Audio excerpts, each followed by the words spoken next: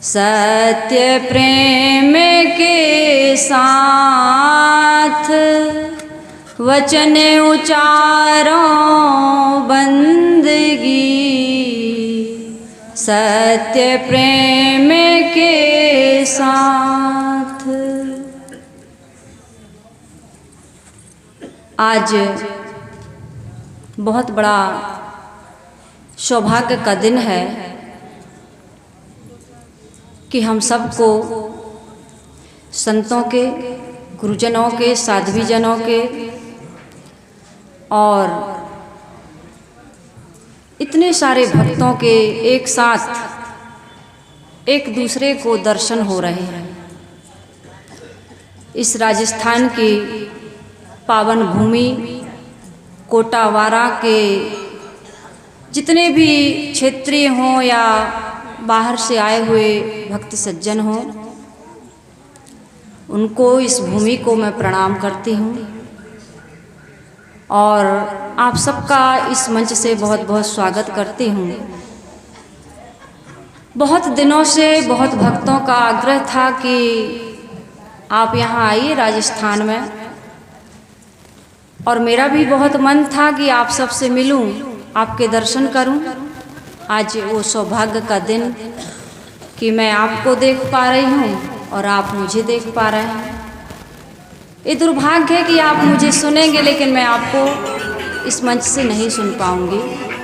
फिर भी आप मिलना चाहें तो राम प्रसाद जी के जो बड़े भाई हैं उनके घर में हमारा आसन है। जो भी माता हैं, बहनें हैं, सज्जन हैं, मिलना चाहें, बात करना चाहें, आप आ सकते हैं। आज मेरे लिए 45 मिनट का समय जो दिया है बहुत ज़्यादा है, बहुत ज़्यादा।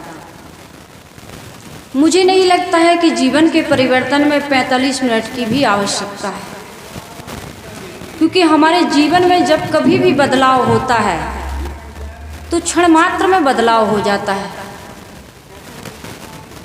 इसलिए ये 3 दिन का जो सत्संग का आयोजन रखा गया है, जिसमें मुख्य तो 2.5 दिन का होगा और कई महापुरुषों के, संतों के, साध्वियों के हमें विचारों से लाभ भी होगा। मेरा निवेदन है कि जितनी एकाग्रता से अभी आप विचारों को सुन रहे हैं, उतनी ही एकाग्रता से पूरे सत्संग को, सबके विचारों को सुन करके चिंतन करिएगा, मंथन करिएगा और संकल्प लीजिएगा कि इस जीवन को, इस सत्संग को, इस समय को हमें कैसे अपने जीवन में सार्थक बनाना है।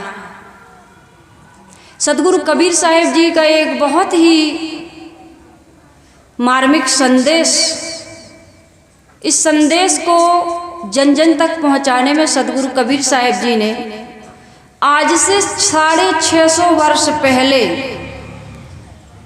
जब इतनी सुविधाएं नहीं थी, आज तो हमारे आश्रम से हम बैठ कर के यदि बीजक की पढ़ाई करते हैं, उसको अपलोड करके YouTube चैनल पर डाल देते हैं। आज हमारी ही बात नहीं, मैं कोई चैनल का प्रचार करने नहीं आई हूँ, न मैं नाम बता रही हूँ। कोई भी कहीं भी किसी भी विचार को, किसी भी अच्छी जानकारी को इस मीडिया के माध्यम से, इस मोबाइल के माध्यम से एक दूसरे तक पहुंचाने में सहज ही थोड़े समय में सफल हो जाता है। कहाँ के हम, कहाँ के आप हमें जानने लगे। देश विदेश तक के लोग जानते हैं आज। मुझे नहीं, मेरे जैसे सभी लोगों को जो किसी इंटरनेट से जुड़ी हुई जानकारी किसी माध्यम से देते हैं। लेकिन आज से 650 वर्ष पहले सद्गुरु कबीर साहिब जी ने कितना परिश्रम किया।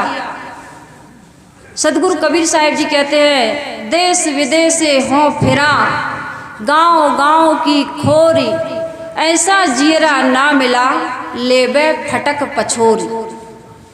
इस आखी क्या कह रही है कि सदगुरु कबीर साहिब जी कभी किसी मठ में, मंदिर में, आश्रम में कैद होकर के किसी पुस्तक में अपनी बातें लिखने पर विश्वास नहीं करते थे। सदगुरु कबीर साहिब जी के बारे में ऐसा सुनने को मिलता है, मसी कागज छूबो नहीं, कलम गहो नहीं हाथ, चारों युग का महात्म कबीर मुख ही जनाई बात। साहिब के विचारों को समझिए। पहले के समय में तो ये लिखना पढ़ना था ही नहीं, केवल कहना और सुनना चलता था। सदगुरु कबीर साहिब जी कहते हैं मसी कागज छूबो नहीं और कलम गहो नहीं हाथ। उन्होंने हाथ में कलम लेकर के किसी कापी पर, किसी कागज पर अपने विचारों को लिखा नहीं, लोगों के बीच जाकर के अपनी बातों को कहा। और उनकी बातें साधारण नहीं थी। चारों युग का महात्म, जो 4 युग होते हैं, उन युगों का महत्तम मतलब सार कबीर साहब अपने मुख से बताते हैं। हमारे जीवन का सार क्या है, इस पर हमें विचार करना चाहिए। जैसे दूध का सार क्या होता है, अंततः घी होता है।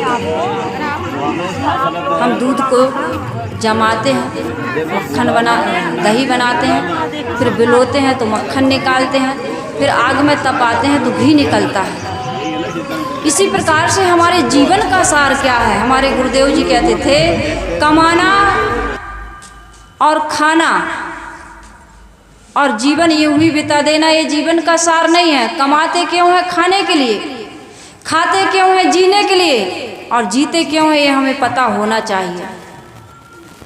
अधिकतम लोग अपने परिवार के लिए, घर के लिए, बाल बच्चों के लिए, दुकान के लिए, मकान के लिए, पद के लिए, प्रतिष्ठा के लिए, यश कीर्ति के लिए,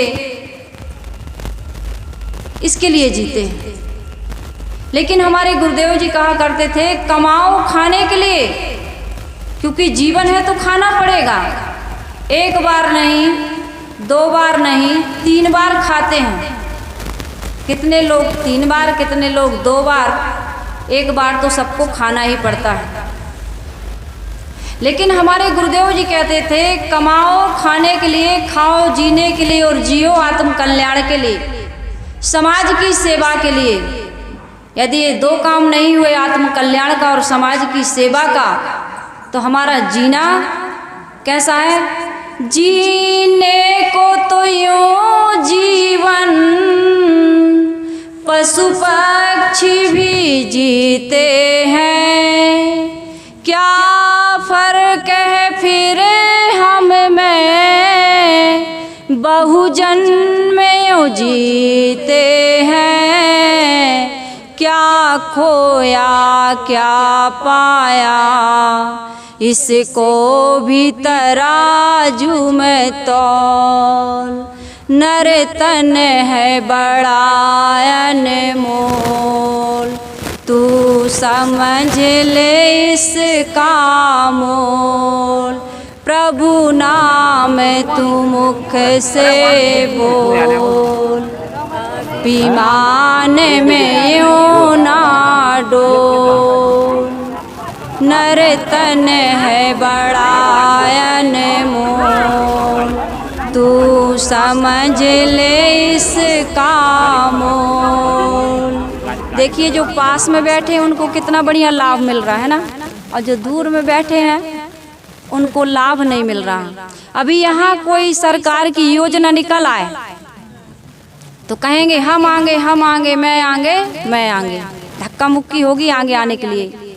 लेकिन जहाँ जीवन का सार मिलने वाला है, लोग वहाँ सुविधा देख रहे हैं। धूप में बैठेंगे और थोड़ा गपशप भी कर लेंगे, इधर उधर की बातें भी, क्योंकि हमारा बातूनी स्वभाव बन गया है है ना। संत कहते हैं मौन रहो और हमारा मन कहता है कि बात करो। जब कोई नहीं मिलता तो आदमी मोबाइल लेके बैठ जाता है। आज का ये सबसे बड़ा आदमी का रोग है कि अकेला नहीं रह पा रहा हो। और संत क्या मांगते हैं? एकांत। और संसारी क्या मांगता है? संग। संसारी मांगता है संग और संत मांगते हैं एकांत।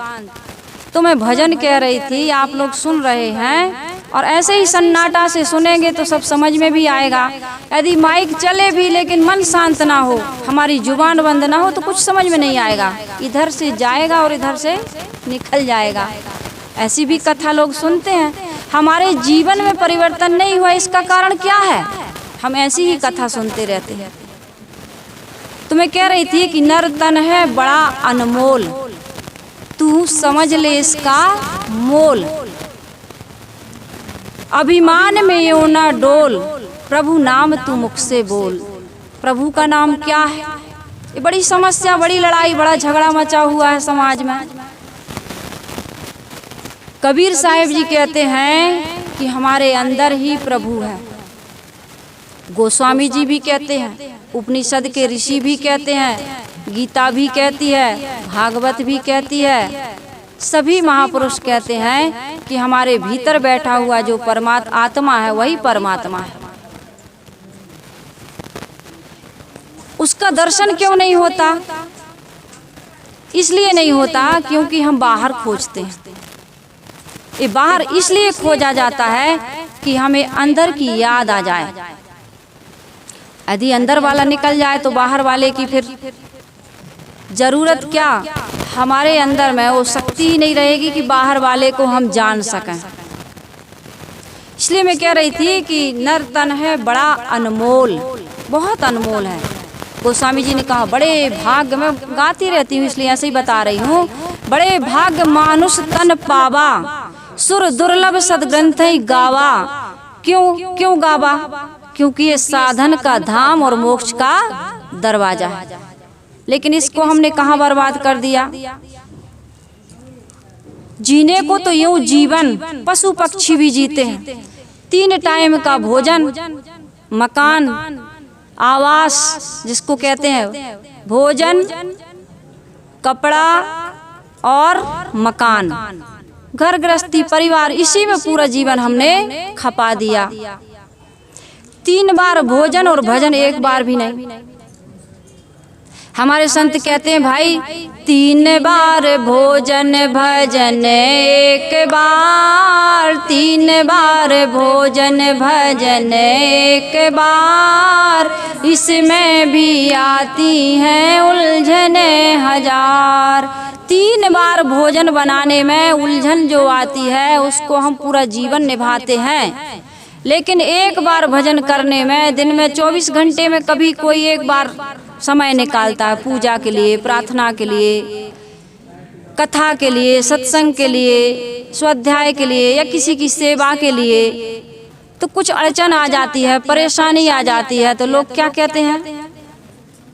उसको छोड़ देते हैं।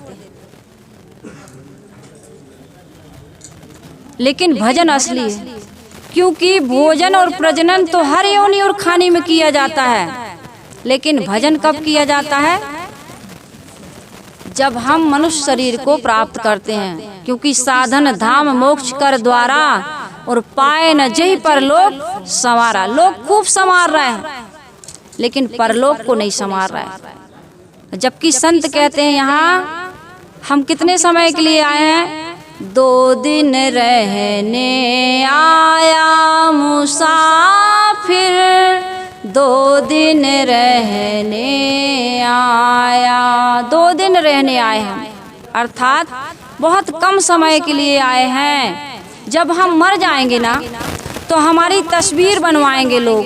कितनों की तो बनती, कितनों की नहीं भी बनती। आजकल तो बहुत मॉडल ज़माना है, तस्वीर बन ही जाती है अमीर से गरीब सबकी। तो उसमें 2 ही शब्द लिखे जाते हैं। क्या लिखते हैं पता है? क्या लिखते हैं? क्या लिखते हैं? स्वर्गवास। वो तो ठीक है, वो तो कार्ड पर भी लिख देते हैं। 2 चीजें, एक ये लिखा जाता है कि अमुक तारीख को जन्म हुआ और अमुक तारीख को मृत्यु हो गई। ये भजन कहता है, हमारे गुरुदेव जी ने लिखा है कि 2 दिन रहने आया मुसाफिर, 2 दिन रहने आया है। कौन है तेरा किसका, कौन है तेरा, तू है किसका, क्या ले कर के आया मुसाफिर, मरते दम फिर क्या ले जाए, जब छूटे यह काया, 2 दिन रहने आया मुसाफिर, 2 दिन रहने आया। कितने दिन आए हम रहने? थोड़े समय, 2 दिन के लिए आए हैं। और हम क्या है? मुसाफिर। ये पूरा संसार क्या है? मुसाफिर खाना, और हम मुसाफिर हैं। और कब चले जाएंगे कोई पता? किसी को पता है? मम्मी ने बताया हो, पापा ने बताया हो, पति ने बताया हो, आपकी पत्नी ने बता दिया हो, पंडित लोग बताते जरूर हैं, लेकिन जीवन के बारे में कोई नहीं जानता। यदि कोई जान जाता तो अच्छा काम ना करता, वो बुरा जरूर करता। तो कोई नहीं जानता है कि हम कितने दिन के लिए आए हैं। इसलिए हमें क्या करना चाहिए? परलोक के लिए भी कुछ अच्छे पूंजी इकट्ठी करके, वो पूंजी क्या है? भजन कहता है, संग चले सोई धन है, संतो छूट जाए सो माया। संग चले सोई धन है, संतो छूट जाए सो माया। क्या हो रहा लाइट का? संग चले सोई धन है, संतो छूट जाए सो माया। करो कमाई ऐसे धन की, करो कमाई ऐसे धन की, जो नहीं होए पराया, संतो जो नहीं होए पराया। संग चले सोई धन है, संतो छूट जाए सो माया। संग चले सोई धन है, संतो छूट जाए सो माया। संग चले वो धन सच्चा है। तो विचार करें क्या जाएगा संग में? पति जाएगा जिसने 7 फेरे लिए, कि पत्नी जाएगी जिसने 7 वचन दिए कि नहीं, दुख में सुख में सब में हम साथ रहेंगे।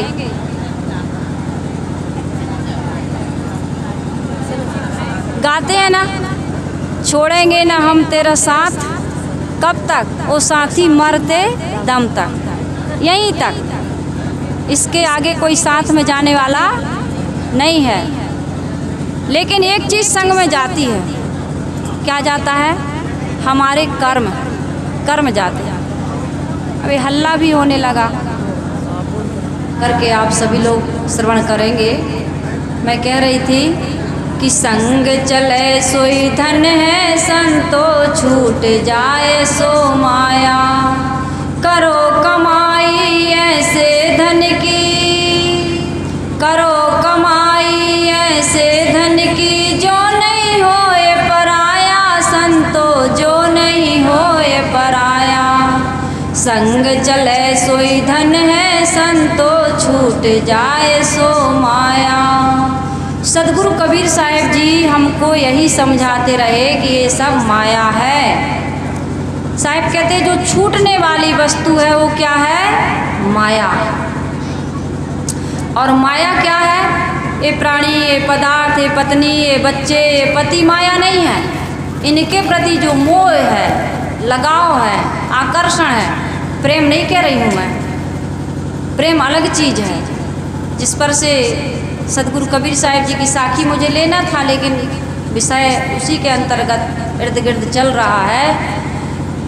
हमारा जो छूटने वाली वस्तुओं से, झूठी वस्तुओं से, अनात्म से, अनित्य से, असुचि, जो सुंदर नहीं है, असुंदर है, पवित्र नहीं है, अपवित्र है, जिसमें आत्मा नहीं है, चेतना नहीं है, ज्ञान नहीं है, जड़ वस्तुओं से हमारा लगाव हो गया, चिपकाहट हो गई है, उसको साहिब कहते हैं कि ये माया है। और इस माया को त्यागना बिल्कुल कठिन नहीं, बिल्कुल सरल, एकदम सरल। सरल से सरल कोई काम है तो त्याग का पथ। हमारे गुरुदेव जी कहते हैं, भोग पथ पर तंत्र है, दुख का अमल है, शुभश पथ है त्याग जो सुखमय सरल है। भोग पथ कैसा है? परतंत्र। मुझे स्टैंड मोबाइल चाहिए, अब ये अनुभव साहेब का है, वो चाहें तो दें और ना चाहें तो ना दें, इसमें मेरी सुवस्था नहीं है। लेकिन वो मुझे देना चाहते हैं लेकिन मैं लेना नहीं चाहती, इसमें मेरी सुवस्था है कि नहीं है? मैं शादी करवाऊं या ना करवाऊं, घर गृहस्थी बसाऊं या ना बसाऊं, बाल बच्चे पैदा करूं या ना करूं, कोटा के भक्त बारा के भक्त मुझे बुलाते हैं, मैं आना चाहूं या ना चाहूं, इसमें मेरी सुवस्था है कि नहीं है? लेकिन मुझे बारा जाना है, कोटा जाना है, 2 घंटे मंच पर बोलना है, लेकिन मुझे बोलने के लिए 10 मिनट दिए, इसमें मेरी क्या है? सुवस्था नहीं है, परवस्था है। तो क्या कह रहे गुरुदेव जी? भोग पथ परतंत्र है। कैसा है? स्वतंत्र नहीं है। और हम क्या चाहते हैं? भोग, त्याग नहीं चाहते। जो सुवस है, स्वतंत्र है, सुखमय है, सरल है, उसको नहीं चाहते। इसलिए जिंदगी में जटिलता है, इसलिए जिंदगी में दुख है, इसलिए जिंदगी में बंधन है, इसलिए क्लेश है, इसलिए लड़ाई झगड़ा है, इसलिए राग द्वेष है, इसलिए सारे दुख हैं। मम्मी ने, पापा ने, दादा ने, दादी ने, पति ने, पत्नी ने, भाई ने, बहन ने, किसी ने नहीं बताया त्याग के बारे में, किसी ने नहीं बताया। बच्चा खूब पढ़ो लिखो, योग्य बनो, नौकरी बिजनेस व्यापार करो, अपने पैर पर खड़े हो जाओ और 2 पैर से 4 पैर वाले बन जाओ। 2 हाथ से 4 हाथ करते ना, वो 4 पैर वाले बना देते हैं।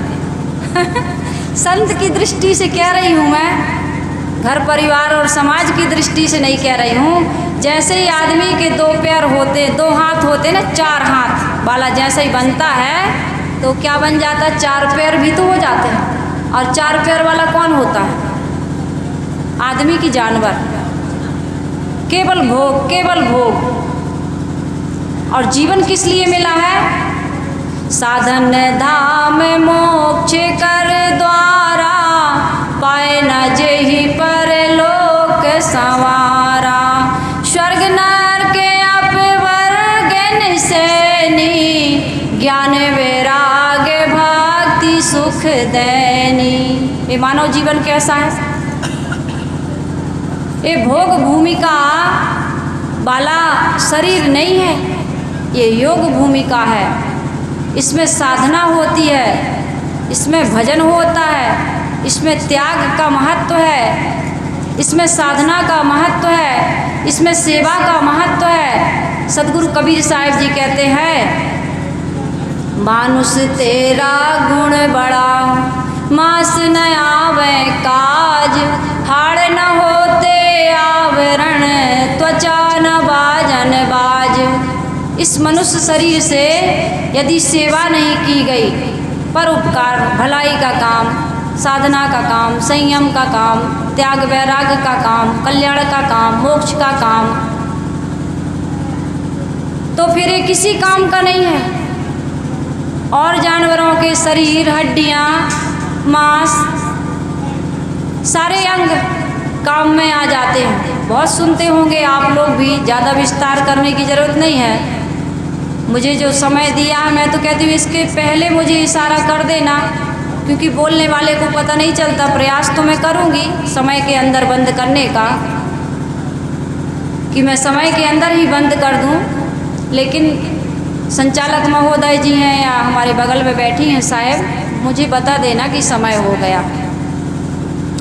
इसलिए विस्तार में जाने की ज़रूरत नहीं है, थोड़े में समझना है। मैं कह रही थी कि भोग पथ पर तंत्र है, दुख का अमल है, शुभस पथ है त्याग जो सुखमय सरल है। सुखमय और सरल रास्ता क्या है? त्याग। इसलिए घर में, परिवार में, समाज में त्याग की आवश्यकता है। त्याग का मतलब ये ना समझिएगा कि हम जैसे लोगों की ही ज़रूरत है त्याग की, और आप लोगों के त्याग की आवश्यकता ही नहीं है।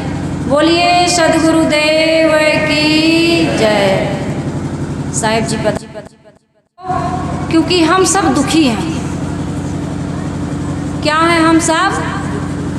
यदि दुखी ना होते तो इस सत्संग का आयोजन करने की आवश्यकता ना होती, घर में मंदिर बनाने की आवश्यकता ना होती, ये पूजा पाठ व्रत उपवास करने की आवश्यकता ना होती। हम अकेले थे, परिवार बढ़ाने की आवश्यकता ना होती। शादी हो गई, बच्चे हो गए, फिर भी सुख नहीं मिला कि मिल गया आप लोगों को? त्याग करके देखो, घर परिवार त्याग के आश्रम में न चले जाना, घर में ही रहो। संसार नहीं त्यागना है, संसार के मोह को त्यागना है। कहते हैं हो नाव तट से बंधी, लहरों की मनमानी ना हो, नाव को उस पार जाने में कोई परेशानी ना हो।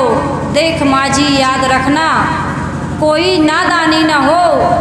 नाव तो हो पानी में, लेकिन नाव में पानी ना हो। नाव कहाँ चलती? पानी में। ये जीवन कहाँ चलेगा? समाज में। समाज के बिना जीवन संभव नहीं है। आप घर गृहस्थी का विस्तार करते हैं, हम लोग मठ मंदिर का शिष्य शाखा भक्त बना लेते हैं और फिर भक्तों में ही लड़ते हैं, शिष्यों में ही लड़ते हैं, साधु साधु लड़ते हैं, साध्वी साध्वी लड़ती हैं, भक्त संत लड़ते हैं। लड़ते हैं कि नहीं लड़ते? आप लोगों ने भी देखा होगा, किसी का ज़्यादा होता है, किसी का कम, किसी का ओपन हो जाता है, किसी का छुपा रहता है। कबीर साहब जी ने कहा, योगी जंगम ते अति दुखिया, तापस के दुख दूना, आशा तृष्णा सब घट व्यापी, कोई महल नहीं सूना। सबके अंदर झगड़ा मचा हुआ है। संतों घर में झगड़ा भारी, हमारे अंदर विकार है, वो झगड़ा करा रहा है। उस विकार को विचारों से दूर करिए। ये विचार जो आपको हमको मिल रहे हैं संतों के द्वारा, गुरुजनों के द्वारा, सदग्रंथों के द्वारा, सत्संगी भाई बहनों के द्वारा, इससे अपने जीवन को हमें क्या बनाना है? निर्मल बनाना है, पवित्र बनाना है। तो मैं कह रही थी कि घर में मंदिर बनाने की आवश्यकता नहीं है। घर को मंदिर बनाइए, क्योंकि घर मंदिर है। 3 मंदिर होते हैं सबसे सुंदर, एक मंदिर अपना घर है। आज आदमी ने घर को मंदिर बनाने पर फोकस नहीं दिया। घर में तो मंदिर बनाता है, लेकिन घर को मंदिर नहीं बना पाता। घर को मंदिर कैसे बनाए? वहाँ पवित्र वातावरण होना चाहिए। प्रेम, जितने लोग रहते हैं प्रेम से रहें। मृदुवाणी सुंदर बरताओ, सभी सुखों की खान है। प्रेम की गंगा बहे जहाँ पर, वह घर स्वर्ग समान है। मृदुवाणी सुंदर बरताओ, सभी सुखों की खान है। प्रेम की गंगा बहे जहाँ पर, वह घर स्वर्ग समान है। मृदु वाणी, मीठा बोलिए, कटुतापूर्ण बोलने की आवश्यकता नहीं है। यदि मीठा मीठा बोलते और अंदर कड़वापन है तो मीठी वाणी नहीं है। इसलिए जो हम बोलते हैं वैसा ही हमारा आचरण भी होना चाहिए। तो घर को मंदिर बनाइए, और घर को मंदिर बना लेंगे तब क्या होगा? एक सत्संगी बहना ने गाया, घर को ही मंदिर बनाऊंगी, तीर्थ नहीं जाऊंगी। घर ही को मंदिर बनाऊंगी, तीर्थ नहीं जाऊंगी। सास अपनी को गौरा बनाऊंगी, सास अपनी को गौरा बनाऊंगी। ससुरा को शंभू बनाऊंगी, तीर्थ नहीं जाऊंगी। घर ही को मंदिर बनाऊंगी, तीर्थ नहीं जाऊंगी। आप YouTube पर निकालिएगा, मैं पूरा नहीं गाती कोई भी भजन, लोगों को लगता है याद नहीं है। हाँ भाई, मैं कोई गूगल गुरु थोड़ी हूँ कि मोबाइल में आपने सर्च किया और निकल आया है ना। हमारी भी सीमित मेमोरी है, कुछ याद भी है, कुछ समय की भी सीमा है। और जब सुविधा है आप घर में जा कर के मोबाइल से निकालना, घर ही को मंदिर बनाऊंगी, देखना कितना सुंदर भजन है। यही प्रवचन भजन आप सुनिए।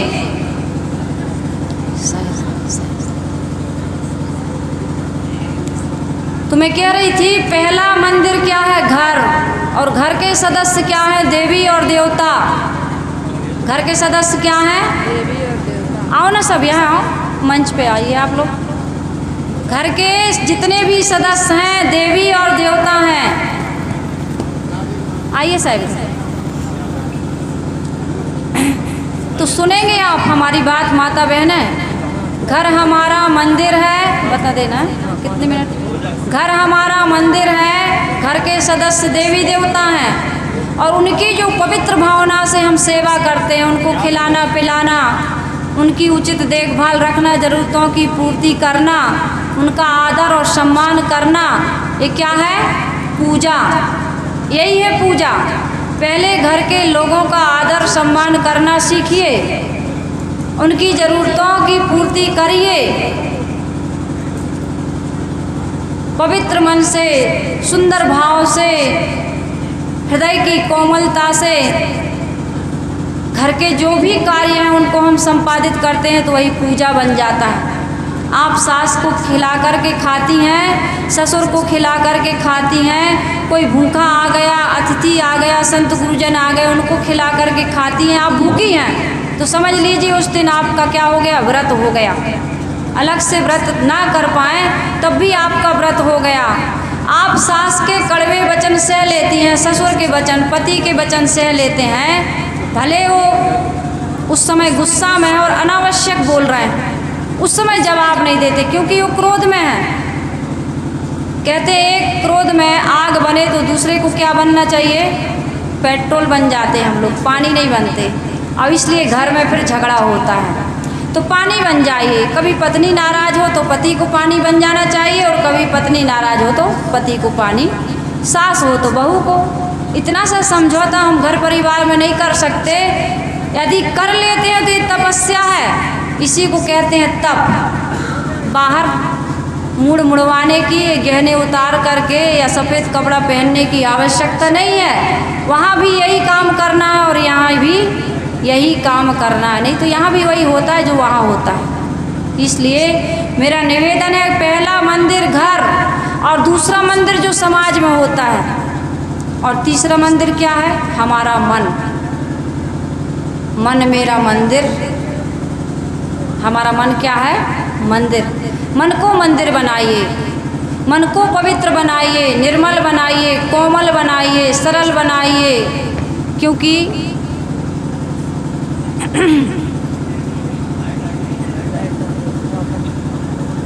क्या होता है?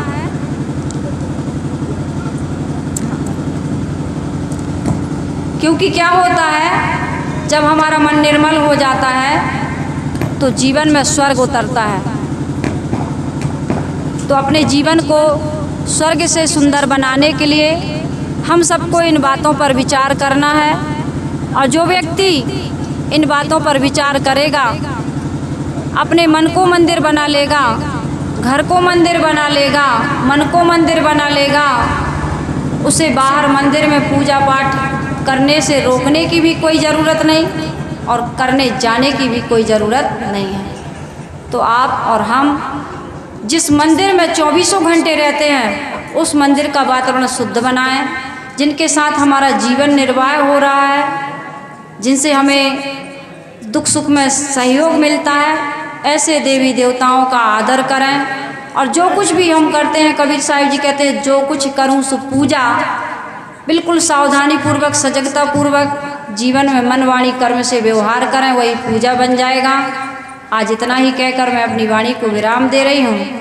आप लोगों की एकाग्रता को और प्रेम को मैं नमन करते हुए अपनी वाणी को विराम दे रही हूँ। बोलिए सद्गुरुदेव की जय।